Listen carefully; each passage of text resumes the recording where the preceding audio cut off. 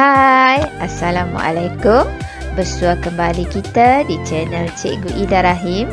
Hari ini Cikgu ingin berkongsi dengan kamu satu lagi tajuk dalam sistem bahasa, iaitu kata bilangan. Apakah itu kata bilangan? Jom kita kupas bersama-sama. Baiklah murid-murid, apakah yang dimaksudkan dengan kata bilangan? Kata bilangan ialah kata yang menyatakan bilangan, jumlah atau urutan.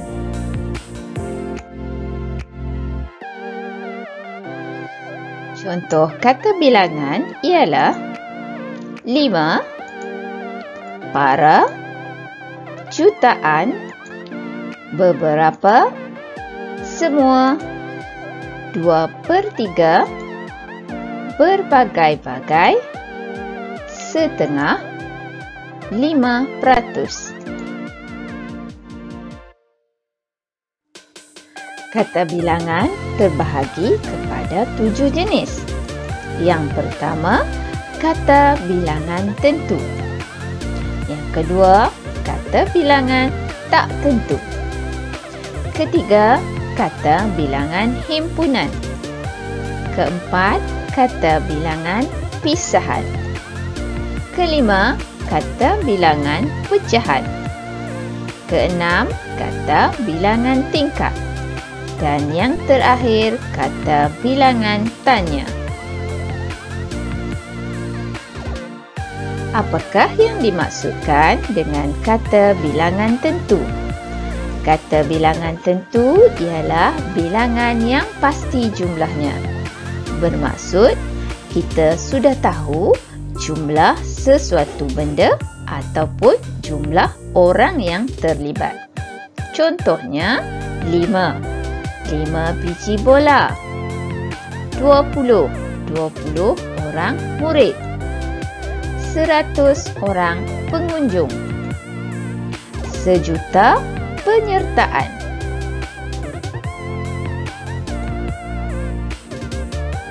Mari kita lihat contoh penggunaan kata bilangan tentu dalam ayat. Yang pertama, 5 buah kereta telah terlibat dalam kemalangan itu. Bermaksud kita sudah pasti ataupun kita sudah tahu bahawa kenderaan atau kereta yang terlibat dalam kemalangan itu ialah 5 buah. Contoh yang kedua, hanya 20 orang murid yang menghantar tugasan hari ini. Bermaksud kita pasti seorang guru sudah tahu bahawa hanya 20 orang muridnya sahaja yang menghantar tugasan. Dan contoh ketiga, jumlah penonton pada malam itu 1,000 orang. Seterusnya, mari kita lihat pula apa itu kata bilangan tak tentu. Kata bilangan tak tentu ialah bilangan yang tidak pasti jumlahnya. Bermaksud, kita tidak tahu berapa jumlah yang sebenar. Contohnya, banyak orang, beberapa orang murid, para guru, semua murid. Bermaksud, jumlah dalam kata bilangan ini kita tidak pasti atau kita tidak tahu berapa jumlah yang tepat. Mari kita lihat contoh penggunaan kata bilangan tak tentu dalam ayat. Contoh yang pertama, semua murid yang terlibat dengan program itu diberi makanan dan pakaian secara percuma. Bermaksud, tidak kira berapa orang murid yang terlibat, kesemua mereka diberi makanan dan pakaian secara percuma. Contoh yang kedua, mesyuarat PIBD itu dihadiri oleh para ibu bapa yang prihatin. Dan contoh ketiga, beberapa orang murid ditangkap ketika sedang menghisap rokok di belakang tandas. Kata bilangan yang ketiga ialah kata bilangan pecahan. Kata bilangan pecahan ialah sebahagian daripada sesuatu. Contohnya, suku. Suku daripada buah apel itu. Setengah kek. Setengah daripada kek itu. 3/5 daripada jumlah wang sakunya. 2% daripada gajinya. Mari kita lihat contoh penggunaan kata bilangan pecahan dalam ayat. Contoh yang pertama, amalan pemakanan suku-suku separuh dapat mengelakkan kita daripada obesiti. Contoh kedua, sebahagian daripada wang gajinya disimpan untuk kegunaan pada masa kecemasan. Bermaksud, 1 bahagian daripada 5 atau 6 bahagian. 1/4 daripada bahagian tanahnya ditanam dengan pokok kelapa. Bermaksud, tanahnya dibahagikan kepada 4 bahagian dan 1 bahagian digunakan untuk menanam pokok kelapa. Baiklah murid-murid, kata bilangan yang keempat ialah kata bilangan pisahan, iaitu membawa maksud ceraian. Contohnya, tiap-tiap, masing-masing atau setiap. Contoh penggunaannya dalam ayat. Aimi menyiapkan tugasan yang diberi oleh gurunya setiap hari sebelum jam 6 petang. Bermaksud, Aimi menggunakan rutin yang sama pada setiap hari, iaitu menyiapkan tugasan sebelum 6 petang. Ayat kedua, murid-murid duduk di tempat masing-masing apabila Cikgu Faridah masuk ke kelas mereka. Contoh yang ketiga, tiap-tiap hari Firzana membawa bekal ke sekolah.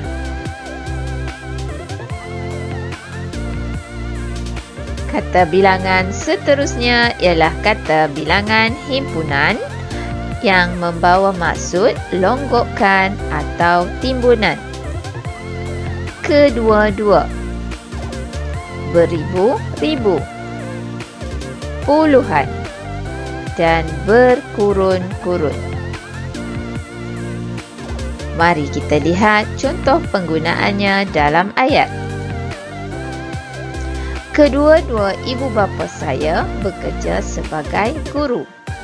Dalam ayat begini kita tidak boleh menggunakan kedua ibu bapa kerana kedua bukanlah kata bilangan himpunan. Ribuan penonton yang menyaksikan perlawanan itu berasa kecewa. Bermaksud, jumlah penonton yang terlalu ramai diletakkan sebagai ribuan. Dan yang ketiga, setelah berkurun-kurun dijajah, akhirnya tanah Melayu mencapai kemerdekaan. Bermaksud, sehingga beberapa kurun, tanah Melayu masih dijajah dan akhirnya kemerdekaan dapat dicapai. Baiklah murid-murid, kata bilangan kita yang keenam ialah kata bilangan tingkat yang bermaksud urutan atau giliran. Contoh yang pertama ialah pertama, ketiga, ke-10, ke-100. Okey, bermaksud ada tingkat-tingkat tertentu ataupun mengikut giliran.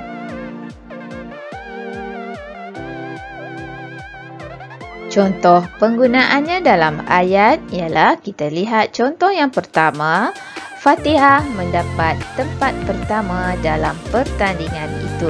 Bermaksud Fatihah berada di tingkat paling atas.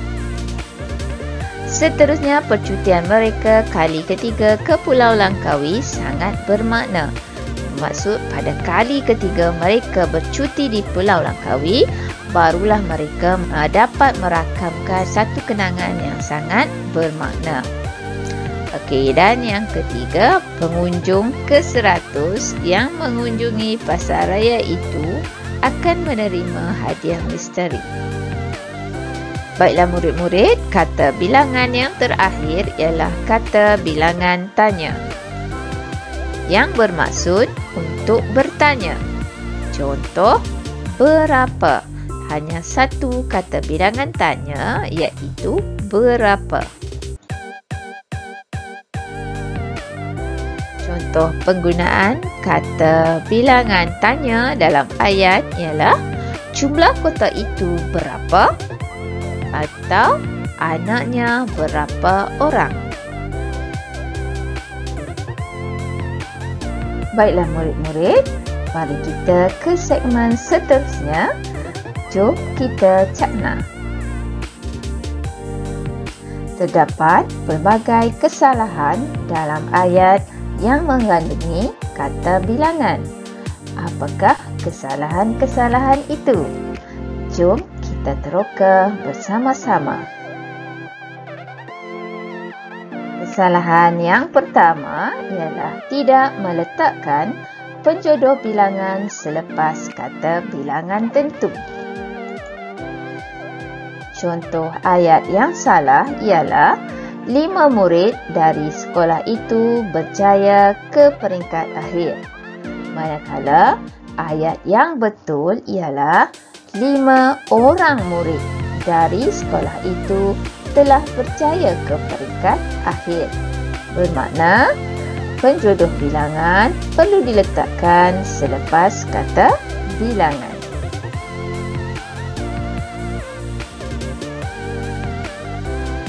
Kesalahan yang kedua ialah meletakkan penjodoh bilangan selepas kata bilangan tak tentu seperti para, sekalian dan seluruh, kecuali beberapa.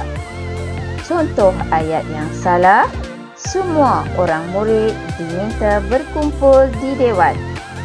Manakala ayat yang betul ialah semua murid diminta berkumpul di dewan.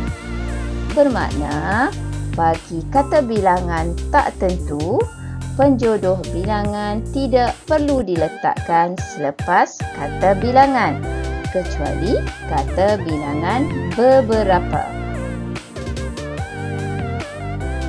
Kesalahan yang seterusnya ialah menggandakan kata nama selepas kata bilangan tak tentu, iaitu para, sekalian, seluruh dan lain-lain.